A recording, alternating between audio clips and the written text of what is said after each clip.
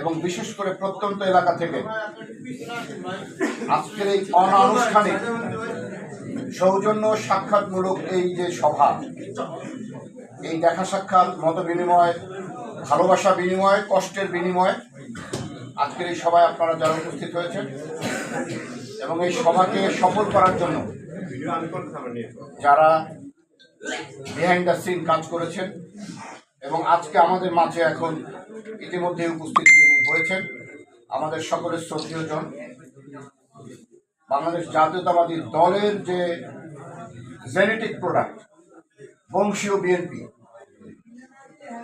মাদারীপুরের অনেক বিএনপি আছে, একেবারেই মাটি থেকে যে পরিবারটি বিএনপি করে সেই প্রতিষ্ঠা লগ্ন থেকে, সেই বাড়ির অকুত ভয় সৈনিক, রাজপথে দীর্ঘদিন যার আন্দোলন সংগ্রাম পরীক্ষার মধ্যে দিয়ে নিজেকে প্রমাণ করেছে যে বাংলাদেশ জাতীয়তাবাদী দলের আদর্শের বাইরে তার কোনো ঠিকানা নেই।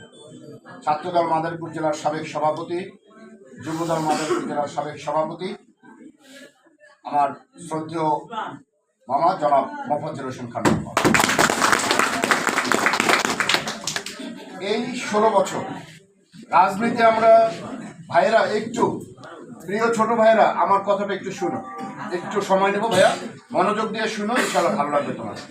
তোমরা কিছু সত্যি খুঁজে পাবা যেহেতু রাজনীতি করবো। এই দীর্ঘ 16 বছর রাজনীতির মাঠে নানান হিসাব নিকাশ, নানান মেরুকরণে যারা সকল দোলাচল, সকল বাধা উপেক্ষা করে দেশনায়ক তারেক রহমানের নির্দেশে সর্বোপরি মাদারীপুর জেলা এবং কেন্দ্র, মাদারীপুর জেলা থেকে কেন্দ্রের মধ্যে যে সাঁকো নির্মিত হয়েছিল, যে সাঁকো নির্মাণ করেছিলেন আমাদের একজন নেতা, মানুষকে মানুষ কেন ভালোবাসবে তার যৌক্তিক কারণ থাকতে হবে। কেউ টাকার বিনিময়ে ভালোবাসে, কেউ নেতৃত্ব গুণে, কেউ সততার কারণে, অথবা কেউ সবকিছু মিলে, ঠিক কিনা? আমাদের আমি কাছ থেকে, খুব কাছ থেকেই তাকে দেখছি, খুব কাছ থেকে এখনো দেখি এবং জানি।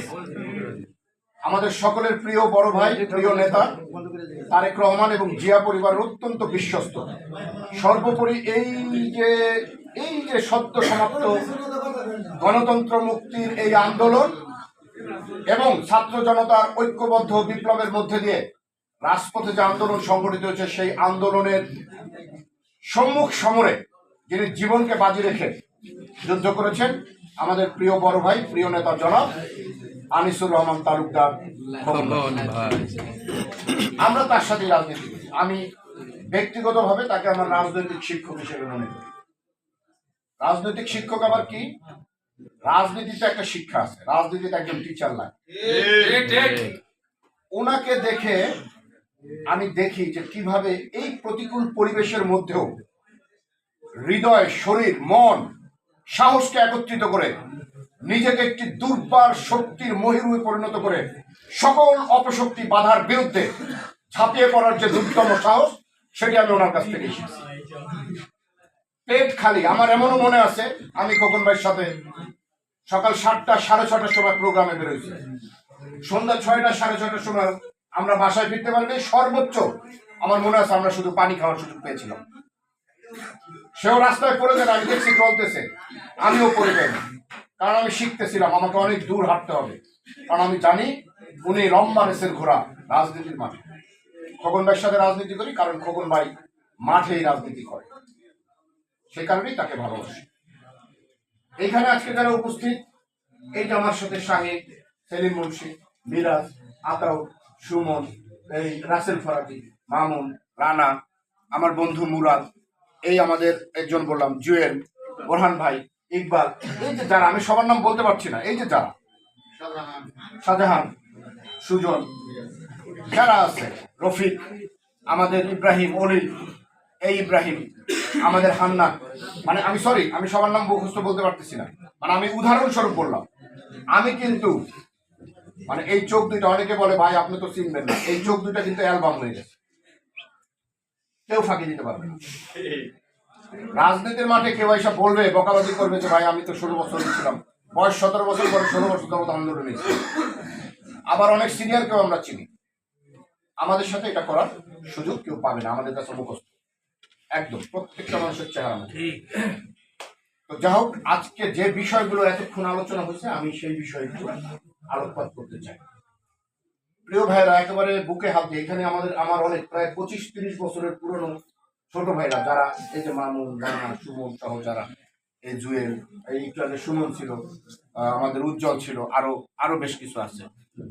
আমি যখন 99 সালে নাজিমুদ্দিন কলেজে আমরা যখন পলিটিক্স করি, সুজন ছিল, শাহজাহান ছিল, সেই সময় থেকে যে মানুষগুলা বিনা স্বার্থে, এই কথা শোনো না বাবা, তুমি কিছু জানো, আজকে পুরনো কিছু না জানলে তুমি বলবা কিভাবে? সেই 98-99 সাল থেকে তারা বিনা স্বার্থে, বিনা প্রাপ্তিতে, কোনো কিছু না পেয়ে এই দলকে ভালোবেসে এই দলের জন্য কাজ করছে। এই দীর্ঘ বছরে ছাত্র দল, যুব দল, স্বেচ্ছাসেবক দল, ইভেন কি বিএনপিরও অনেক ক্ষেত্রে, উপজেলা বিএনপি অনেক ক্ষেত্রে কোনো ইউনিয়ন বা উপজেলা কমিটি করার সুযোগ হয় নাই পরিস্থিতির কারণে। এবারে আমরা কিন্তু সেই সকল পরিস্থিতিকে চ্যালেঞ্জ করে আমরা স্বেচ্ছাসেবক দলের ইউনিয়ন পর্যন্ত, ওয়ার্ড পর্যন্ত কমিটি প্রায় করে ফেলছি সকল,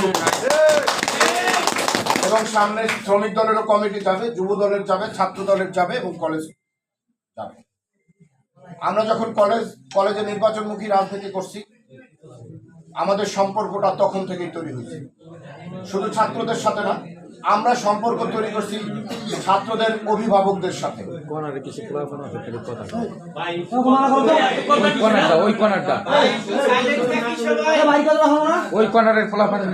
বাবা মায়ের সাথে কথাগুলো বলার পরে আমি যে কথাগুলো বলবো সেগুলোই আপনাদের আজকে প্রশ্ন। আজকে দীর্ঘ রাজনীতিতে মানুষ ভুল করেও তো অপরাধ করে না? আচ্ছা, আমাকে যারা চিনেন বলেন তো, যারা আজকে এত বছর আপনাদের সাথে চলি, আমি বা আমার সাথে যারা চলে, আমি না একা, আপনারা বলেন তো আপনাদের কারো কাছ থেকে 1 টাকা চাই নিছে কিনা? কোনদিন আপনাদেরকে বিপদে ফেলাইয়া মামলা দিয়া আপনাদের কাছ থেকে ধান্দাবাজি করছে কিনা? করছে? আপনাদের কোনো বিপদে পড়লে কিছু করতে পারুক না পারুক, আপনি ফোন দিলে ফোনটা রিসিভ করছে কি করে নাই? যদি সম্ভব হয় পাশে দাঁড়ানোর চেষ্টা করছে কি করে? আমরা 16টা বছর এত কষ্ট করে রাজনীতি করলাম, জীবনের মায়া ভুলে গেলাম, মৃত্যুকে পায়ে ফেলে দিলাম, আর আজকে আমাদেরকে অবহেলা অবজ্ঞা করে সরকারি দল আসার আগেই আপনারা রাজনীতির মানে ইতরা বানাই ফেলাইতেছেন আমাদেরকে, আমাদের কর্মীদেরকে বাদ দিয়ে। আচ্ছা বলেন তো, এই 16 বছরে কয়জন নেতা কোন ইউনিয়নের কোন ওয়ার্ডে কোন গ্রামে গিয়ে 1 কাপ চা খাইছে? বলেন, অনেস্টলি বলেন, কোন নেতা? আমি কি চেষ্টা করছি 2-1 ইউনিয়নে যেখানে একজন কর্মী নাই সেখানে যাওয়া? আমার সাথে কি আমার ভাইরা যারা আছে তারা চেষ্টা করছে সেটার ধারাবাহিকতা বজায় রাখতে? আপনারা বাহাদুরপুর ইউনিয়ন ছিলেন, দুধখালি ইউনিয়ন ছিলেন, ওখানে বিএনপি আছে কইতে পারেন? খুব কম, খুব টাফ।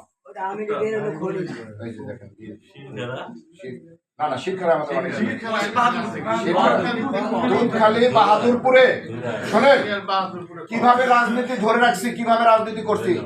দুধখালি বাহাদুরপুরে 1-2 লোক খালি কইছে ভাই বিএনপি করি, ওরে পালকিতে করে 16 বছর পালকিতে করে রাখছি। কারণ ওই একটা গাছের বীজ থেকে আমার গাছ হবে, গাছ থেকে ফল হবে। যদি রাজনীতিকে ভালো না বাসতাম, যদি কর্মীদের প্রতি শ্রদ্ধা, ভালোবাসা, বিশ্বাস, আস্থা না থাকতো, তাহলে আরে আমার দরকার আছে? কোনো আছে? আরে না রাখলে কি যাবে? আমার এখন দল ক্ষমতায়, আপনাকে ডাইকে আমার এত দরবার করার দরকার আছে? আমি কালকে দলের নমিনেশন নিয়ে আসবো, পরশু দিন আপনারা এমনি চাপাই করবেন দলের নমিনেশন, যদি দলকে ভালোবাসেন, ঠিক কিনা? এইটা কেন আজকে ডাক, মানে এই যে আমরা আসলাম, দেখা করলাম, বসলাম, কেন? এটা আমাদের সম্পর্ক, আমাদের হৃদ্রতা, আমাদের দুঃখ কষ্ট ভাগাভাগি করলাম। আমরা সত্যকে সত্য জানার চেষ্টা করব, মিথ থেকে আমরা আমাদের কাছ থেকে বহিষ্কার করব। হুট করে একজন আইসা বলবে আমি এইটা, উনি এইটা, আমি এত বছর গ্রামে এটা করছি, তো তাই গ্রামের লোক নাই কেন? গ্রামে এত বছরে কোনো ইউনিয়ন কমিটি হয় নাই কেন? গ্রামে কোনো ওয়ার্ডে একটা নির্বাচনে কোনো প্রার্থী জিততে পারে নাই কেন? ইউনিয়নে জিততে পারে নাই কেন? কেন? নেতৃত্বে তো আপনারাই ছিলেন, আমরা তো আর বড় নেতৃত্বে ছিলাম না, আমরা তো চুনোপুটি। আমি সব সময় আমৃত্যু বিশ্বাস করি, একজন বিশ্বস্ত দলের কর্মী আমার কাছে 100 কোটি টাকার চাইতে বেশি দাম, 100 কোটি টাকার চাইতে বেশি দামে। আমি 100 কোটি টাকা দিয়ে 1 লক্ষ লোক জড়ো করতে পারবো, কিন্তু আমি একটা মিরাজ পয়দা করতে পারবো না, শাহিন পয়দা করতে পারবো না, আমার একটা ইব্রাহিম হবে না। হবে কি? বিশ্বাস এমন জিনিস, যদি একবার বিশ্বাসে বিশ্বাস মিলে যায়, তার সাথে আমৃত্যু কবর অব্দি তার সাথে পথ চলা হয়। আমি সেই বিশ্বাস, সেই ভালোবাসার সম্পর্ক আমরা সবাই সবার সাথে তৈরি করি। আমাদের মধ্যে কোনো দেনা পাওনার সম্পর্ক, ভাইয়েরা সবাই চান আমার ওই ইউনিয়নে কাজ করার জন্য টাকা লাগবে না। ওই ইউনিয়নে জাতীয়তাবাদী শক্তি, ভালোবাসার যে শক্তি তৈরি হয়েছে এত বছরে, সেই শক্তি যথেষ্ট। আমি আপনাদেরকে বলতে চাই, আমি একজন কৃষকের সন্তান, আমি একজন শ্রমিকের সন্তান, আমি একজন ছাত্র, আমি একজন যুবক, আমি একজন কর্মজীবী মানুষ। আমার পাশ দিয়ে যখন একজন কৃষক হেঁটে যায়, তার ঘর্মক্লান্ত শরীর থেকে যে গন্ধ আসে, সেই গন্ধ আমার শরীরে মাদকতা তৈরি করে। তার শরীর থেকে যে ঘাম ঝরে পড়ে, সেই ঘাম পবিত্র শিশিরের চাইতেও আমার কাছে বেশি মূল্যবান।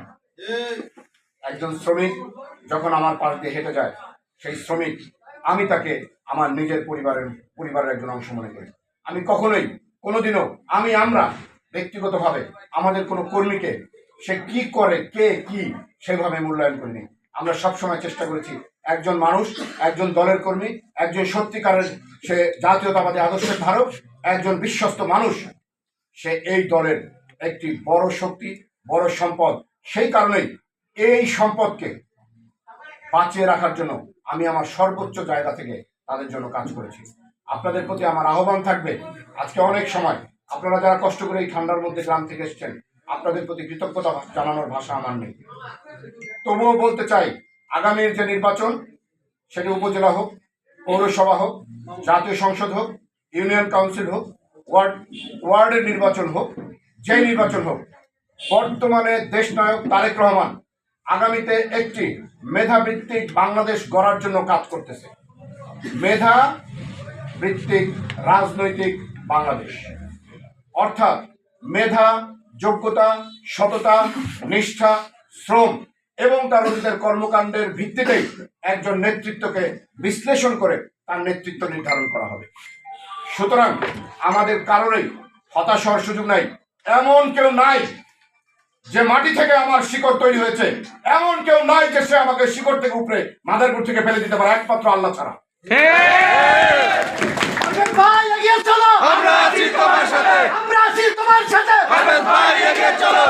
আমরা উড়া ঈশা জুড়ে বসি নাই, প্রত্যেককে নিয়ে ঘাম, রক্ত, শ্রম দিয়ে রাজনীতি করি।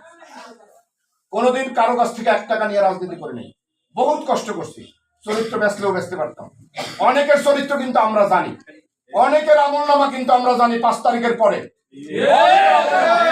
একদম বাই রেকর্ড আমার কাছে অনেকের আমলনামা আছে। দলের সম্মান নষ্ট হবে, ব্যক্তির সম্মান নষ্ট হবে, সামাজিক ভাবে হেও হবে, এই জন্য কিন্তু অনেকের সম্মান উপরে উনি আনি নাই।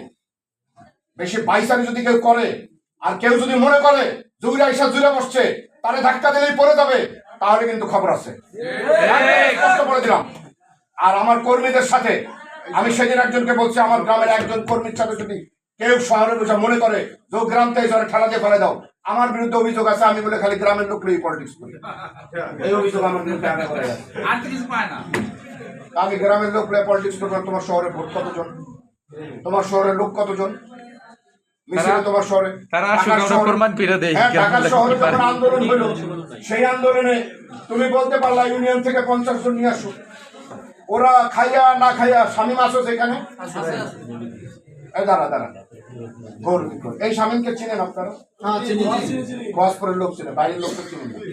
28 তারিখে 28 তারিখে যখন খোয়াজপুর থেকে, কেন্দুয়া থেকে, পেয়ারপুর থেকে, কুইন্না থেকে, চিমন করে কুইন্না থেকে, বাহাদুরপুর থেকে একজন লোক, 28 তারিখে ছিল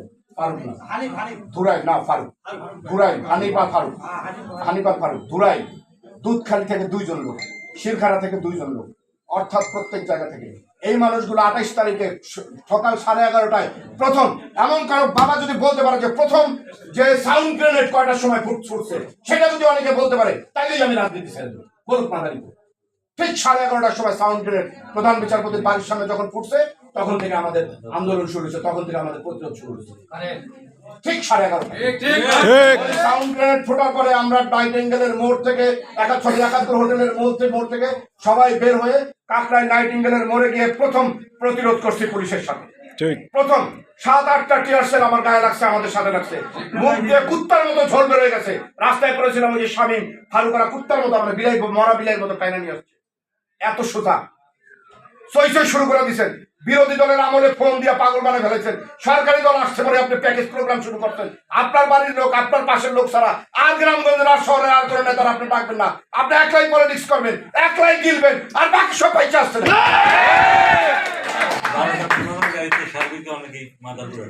বাকিরা কিন্তু ভাইসা আসে নাই। আমরা প্রত্যেকের প্রতি শ্রদ্ধা রেখে বলতে চাই, আমরা এতদিনও শান্তিপূর্ণ সাংগঠনিক রাজনীতি করছি। অদূর ভবিষ্যতে দলকে সুসংগঠিত করার জন্য শান্তিপূর্ণ রাজনীতি করতে চাই।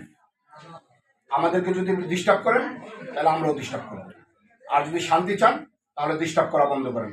আপনি মনে করেন না যে আপনি একলাই এই শহরের নেতা, আপনি নানান জায়গায় খোঁচাই বেড়াবেন আর আমরা বসে বসে আঙুল চুষবো, তা হবে না। এটা চিন্তা করার কোনো কারণ নেই। সুতরাং আজকের এই মাহফিল, আজকের এই উপস্থিতি, এই সকলের মধ্যে থেকে সকলকে আমি বলতে চাই, সকলকে আমরা এক কিনা, আমরা এক কিনা, আমরা জাতীয়তাবাদী প্রশ্নে এক। আমরা সকল দালাল, সকল আওয়ামী লীগের বি টিম, সকল অপশক্তি যারা ভিতরে ভিতরে আওয়ামী লীগের সাথে পীড়িত করে 16 বছর চলছে, তাদের ভিডিও ফুটেজ, তাদের ছবি, সমস্ত কিছু আমাদের কাছে, অনেকের মোবাইল রেকর্ডও আমার কাছে আছে।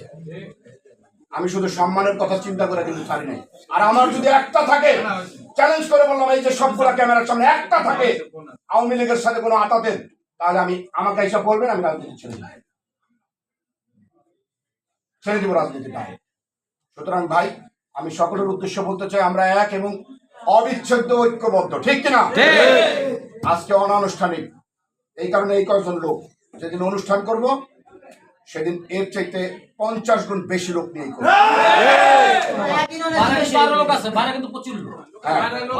সুতরাং